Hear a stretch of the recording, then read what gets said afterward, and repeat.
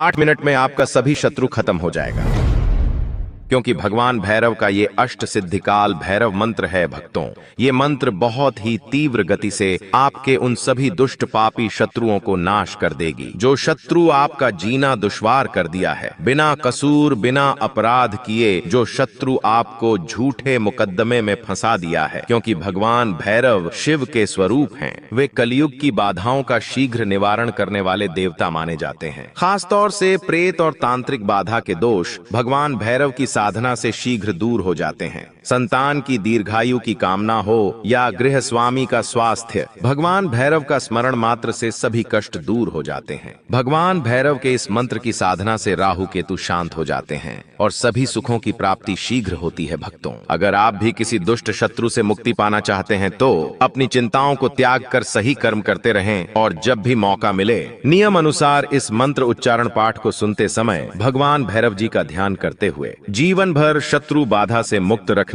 और सभी मनोकामनाओं को पूर्ण करने की विनती भैरव जी से करते हुए संख्या के अनुसार मंत्र उच्चारण पाठ को पूरा 108 बार जरूर सुने। भगवान भैरव आपके सभी शत्रुओं को आपसे दूर करके आपकी सभी मनोकामनाओं की पूर्ति करना प्रारंभ कर देंगे। भक्तों, क्योंकि ये बहुत ही प्रभावशाली और अत्यंत चमत्कारी मंत्र है। सच्ची श्रद्धा भाव से पूरा श्रवण करें।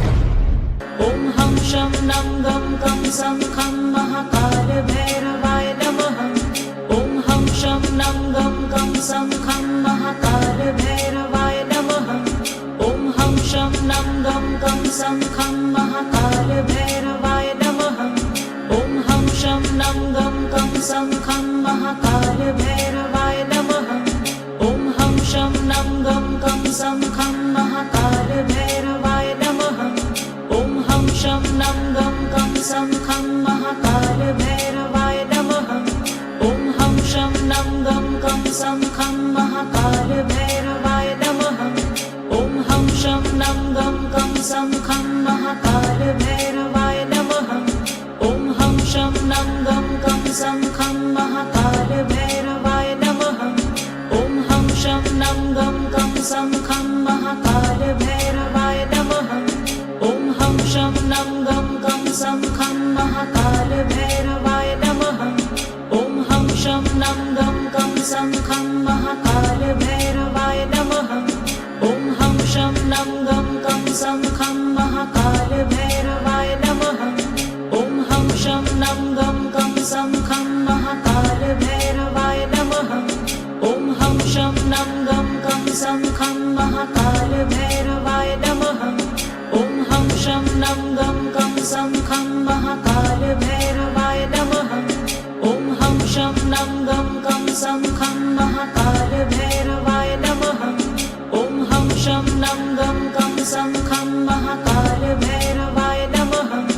ओम हम शम नम गम कम सम खम महाकाल भैरवाय नमः। ओम हम शम नम गम कम सम खम महाकाल भैरवाय नमः। ओम हम शम नम गम कम सम खम महाकाल भैरवाय नमः। ओम हम शम नम गम कम सम खम महाकाल भैरवाय नमः। ओम हम शम नम गम कम सम खम महाकाल भैरवाय नमः। ओम हम शम नम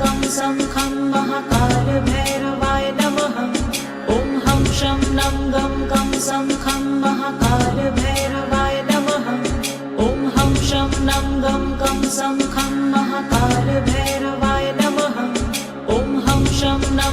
कम सम खम महाकाल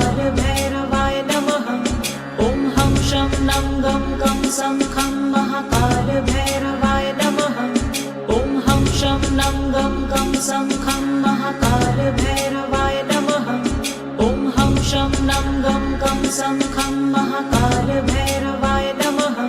ओम हम शम नम गम कम सम खम महाकाल भैरवाय नमः।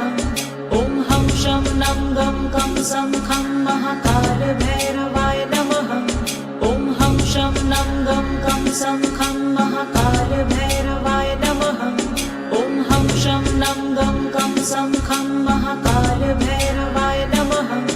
ओम हम शम नम गम कम सम खम महाकाल भैरवाय नमः। ओम हम शम नम गम कम सम खम महाकाल भैरवाय नमः।